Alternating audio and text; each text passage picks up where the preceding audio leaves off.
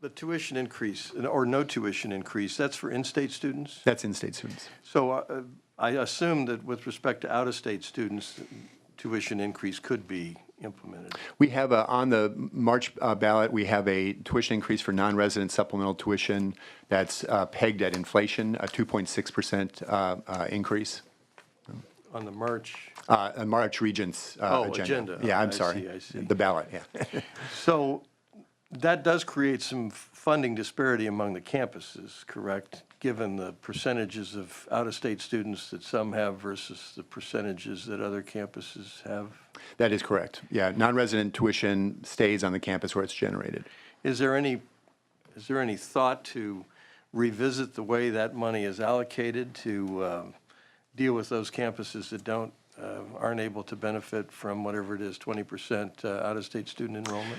Yeah, we've had a lot of discussions about different. And I assume, just not to interrupt, but Yeah. I just did, but I assume that really relates to, UC Merced, perhaps Santa Cruz, Riverside. UC Riverside. Maybe there's another one in there somewhere. But.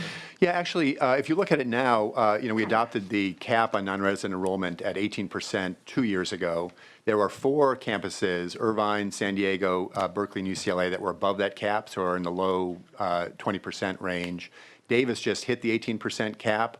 The other 3 that you had mentioned are below, other 4. Santa Barbara is sort of mid-teens, and then the other 3 are in single digits, with Merced basically at 0.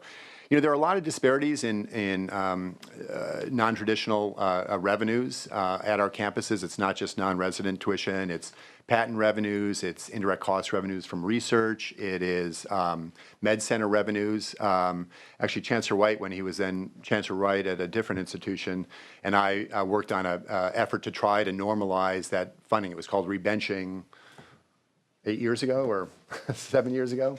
7, 8, yeah. Gosh, it's just yesterday, though. But I think a lot of people think it is time to revisit that, given that we've had a lot of growth in those other revenue sources, and and kept tuition flat. So a campus like Riverside is more tuition dependent than almost any campus we have. And there's a lot of pressure here, pressure outside the building, to keep in-state tuition flat, and we understand that, and we understand the reasons for it. But then that creates this funding disparity that in some ways, and sometimes, in some cases, the state can't simply make up to these campuses through an increase out of the general fund. And you all really ought to take a look at that and see if, as a policy matter, that is appropriate. Yeah. I would also return, I think as a policy matter, I would just remind the committee, 57% of our students pay no tuition.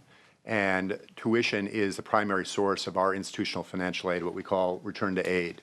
So when we keep tuition flat, that basically keeps the financial aid pool flat for all the other non-tuition costs.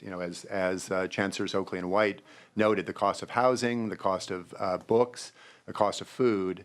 And so, in essence, our financial aid pool is going down when we do that. We think and if you look at the history of tuition at the University of California, we go through long periods of keeping it flat, and then it's double digit. And we think a better policy approach would be having a inflation-based moderate tuition, where you kept the real cost of education flat, but just grew it with inflation. Well, I completely understand that, and we feel a lot of pressures from a lot of different directions when you work in this building. Yeah. And all I'm asking with respect to this particular point is perhaps the regents could take a look at that, given the current political environment we're in, where a certain piece of the student population from out of state is subject to a fee increase and the rest are not, and you have these wide disparities among your campuses as to how many out-of-state students they have enrolled or are able to enroll.